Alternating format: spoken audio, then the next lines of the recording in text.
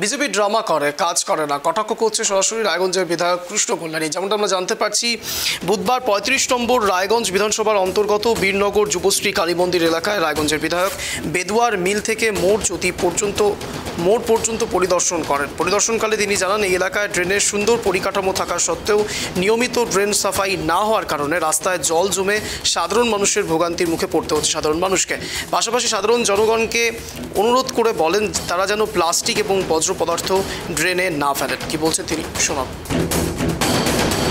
নিজে পরিদর্শনে গিয়েছিলাম। আমি বিদ্রোহী মোড় থেকে যুবশ্রী কালী মন্দির হয়ে পেথুয়ার মিল থেকে যেখানে ভাবেন নালা শেষ হয়েছে সেই পর্যন্ত আমি ভিজিট করলাম।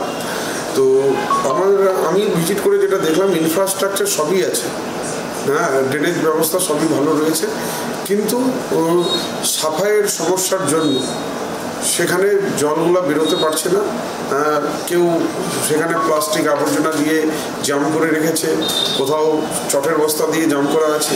তো আমি পরিদর্শন করছি, যেমন সাফাইয়ের দরকার তেমন জনগণেরকেও একটু সজাগ হতে হবে। এই ড্রেনের মধ্যে আবর্জনা ফেলে কিংবা বস্তা ফেলে যদি ব্লক ড্রেনটা যদি হয়ে যায়, তাহলে জলটা পাস হবে কী করে? তো সেই জন্য মানুষকেও সচেতন হতে আমি আহ্বান করছি। আর পৌর প্রশাসককে বলবো যে সাফাইয়ের কাজটা আছে সেটা আপনারা কিন্তু রেগুলারলি ভালো করে করুন।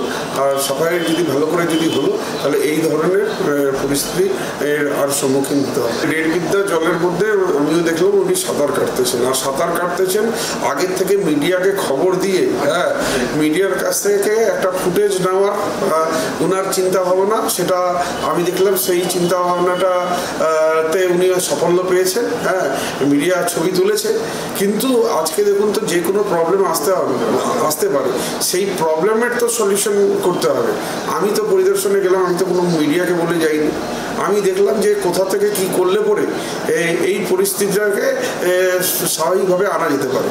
তো সেই জন্য সাফাই কর্মীকে আমি ডেকে নিয়ে কোথায় কোথায় ব্লকেজ আছে তাদেরকে দেখালাম, দেখে নিয়ে তারা অলরেডি কাজ চালু করে দিয়েছে। আপনারা দেখবেন যে হয়তো ঘন্টা দুয়েকের মধ্যে সব জায়গা থেকে জল নেমে পড়বে। আজকে ভাবেন নাটক করে লোকের কাছে ভাবেন একটু লাইমলাইটে আসা যেতে পারে, তাতে কিন্তু সমস্যার সমাধান হয় না। এই যে বিজেপি যারা দল করে, তারা কোনোদিনই আমি দেখি নাই তারা সিরিয়াস হিসাবে কাজ করে। হ্যাঁ, এদের বড় বড় পান্ডাকে দেখেছি, এরা জোকারের রূপে কিন্তু মানুষের কাছে পেশ হয়। তো আজকে যদি রাজনীতি আপনারা যদি সত্যি সিরিয়াসলি যদি করতে চান, হ্যাঁ, জোকারের ভূমিকার থেকে বেরিয়ে এসে সাধারণ মানুষের মনের কথাটা পড়ুন আর সেই হিসাবে কাজ করুন। তাহলে সাধারণ মানুষ আপনাদেরকে আশীর্বাদ দিতে পারে, আর নাহলে সাধারণ মানুষ আপনাদেরকে জোকার হিসাবেই দেখছে, জোকার হিসাবেই বানিয়ে দেয়।